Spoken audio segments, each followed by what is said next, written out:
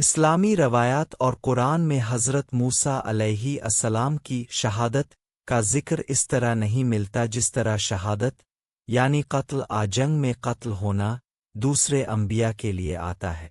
حضرت موسیٰ علیہ السلام کی وفات موت کا ذکر ملتا ہے اور وہ اللہ کے حکم سے اس دنیا سے رخصت ہوئے، لہٰذا پہلے یہ بات سمجھ لے۔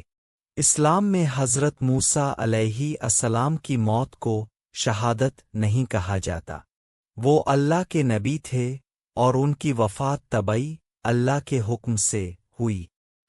قرآن میں حضرت موسیٰ علیہ السلام کی وفات، قرآن میں ان کی وفات کا صریح ذکر نہیں کہ کہاں اور کیسے فوت ہوئے، بس اتنا پتہ چلتا ہے کہ بنی اسرائیل کو لے کر وہ ارض مقدس کی طرف گئے، مگر اللہ نے ان کی قوم کو اس میں داخل ہونے سے 40 سال تک روکے رکھا۔ سرگردانی / میں سورۃ المائدہ 26۔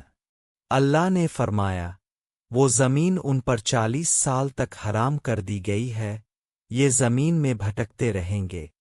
اسی عرصے میں حضرت موسیٰ علیہ السلام کا انتقال ہوا۔ احادیث و روایات میں ذکر، صحیح مسلم اور صحیح بخاری کی حدیث سے معلوم ہوتا ہے کہ حضرت موسیٰ علیہ السلام نے موت کا فرشتہ دیکھا اور دعا کی کہ ان کی قبر مقدس زمین بیت المقدس کے قریب ہو۔ اللہ نے ان کی دعا قبول کی اور ان کی قبر بیت المقدس کے قریب مگر حرم میں نہیں، بنو اسرائیل کی سرحد پر بتائی جاتی ہے۔ حدیث بخاری مسلم۔ اللہم قربنی الی الارض المقدسہ رمیۃ بحجر، اے اللہ مجھے مقدس زمین کے اتنا قریب کر دے جتنا پتھر پھینکنے کی جگہ ہو۔ خلاصہ، حضرت موسیٰ علیہ السلام کی موت شہادت نہیں تھی بلکہ طبعی وفات تھی۔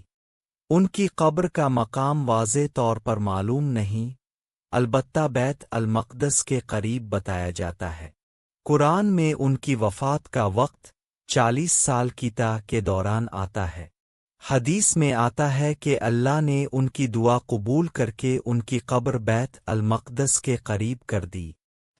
اگر آپ چاہیں تو میں اس واقعے کو مزید تفصیل سے لکھ دوں، احادیث کے اصل عربی متن دے دوں، حضرت موسیٰ علیہ السلام کی پوری سیرت لکھ دوں، بنی اسرائیل کے ساتھ ان کے سفر کی کہانی لکھ دوں، جو بھی چاہیں بتائیں۔